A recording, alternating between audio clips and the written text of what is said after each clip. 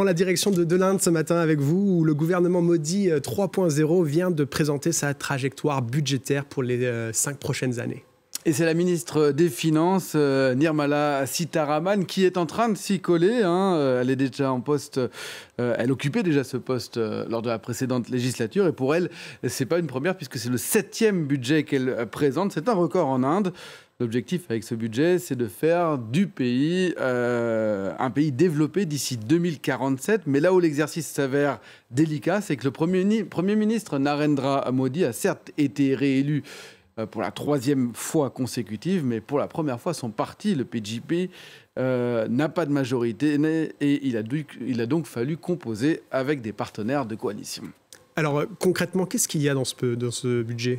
Alors, la ministre a mis le point sur 9 points principaux. Parmi eux, j'en retiendrai l'agriculture, l'emploi, la justice sociale, l'industrie et les infrastructures avec la construction de plus de 30 millions d'habitations, ainsi que l'innovation, recherche et développement.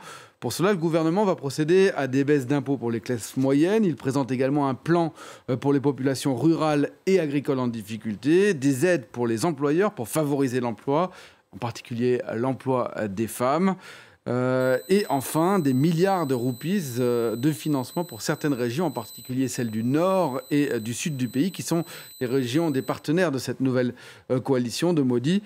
Beaucoup de dépenses dans ce budget, et un déficit autour de 5,1%, ce qui est certes moins que lors de la précédente année fiscale, mais qui reste important. Alors je vais vous proposer d'écouter cette ministre des Finances qui s'exprime encore. Nous allons particulièrement nous concentrer sur l'emploi, la formation, les petites et moyennes entreprises et la classe moyenne. Je suis ravie d'annoncer le plan du Premier ministre.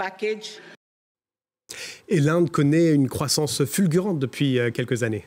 Une croissance qui fait pâlir la plupart des pays dans le monde, plus de 7% pour l'année fiscale 2022-2023, 8,2% même en 2023-2024. Et pour l'année fiscale qui vient, un rapport d'économistes remis hier au gouvernement table sur une hausse entre 6,5% et 7%.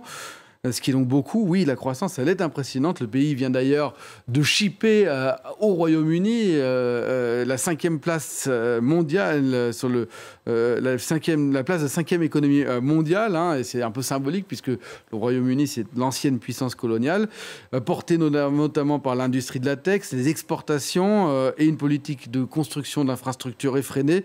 Plus de 130 milliards de dollars investis ces 3 dernières années. Que le gouvernement Modi, on l'a vu, compte poursuivre. Mais le pays garde encore de nombreux handicaps. À commencer par la lourdeur de sa bureaucratie, des infrastructures routières et ferroviaires qui sont manquantes, et puis surtout des inégalités très importantes. Pour vous donner un chiffre, les 100 Indiens les plus riches possèdent autant que les 600 millions les plus pauvres. Dans le nord du pays, on est très loin de ressentir les effets de la 5e économie de la planète. Le revenu par habitant est plus proche de celui du Népal, qui est l'un des pays les plus pauvres du monde. Et puis, l'espérance de vie est plutôt à comparer dans cette région à celle du Burkina Faso. Le monde agricole, lui, se considère comme l'oublié de la politique des 10 premières années de Modi, marqué aussi par des phénomènes climatiques, sécheresse et inondations. Il avait d'ailleurs bruyamment fait entendre ce monde agricole dans la rue sa colère, c'était il y a quelques années. Et le chômage reste persistant. Encore plus de 8% de chômage, et ça touche même presque un jeune de moins de 25 ans sur 2. Le gouvernement, avec ce budget, compte à s'attaquer à ce problème qui est vraiment la priorité peut-être de ce gouvernement, créer plus d'emplois dans la construction, dans les métiers de l'industrie, notamment dans l'électronique, les semi-conducteurs ou encore la pharmacie. Le problème, c'est que même avec cette croissance annoncée de 7%, ça ne suffira pas puisque le pays, c'est le pays le plus peuplé du monde, 1,4 milliard d'habitants. Depuis le mois d'avril, il a ravi la place de numéro 1 à la Chine. Et selon le calcul d'un économiste, avec une telle croissance, on peut espérer la création de 8 à 9 millions d'emplois. Or, il en faudrait au moins 11 à 12 pour faire réellement baisser le chômage. Merci beaucoup, Christophe Dansette.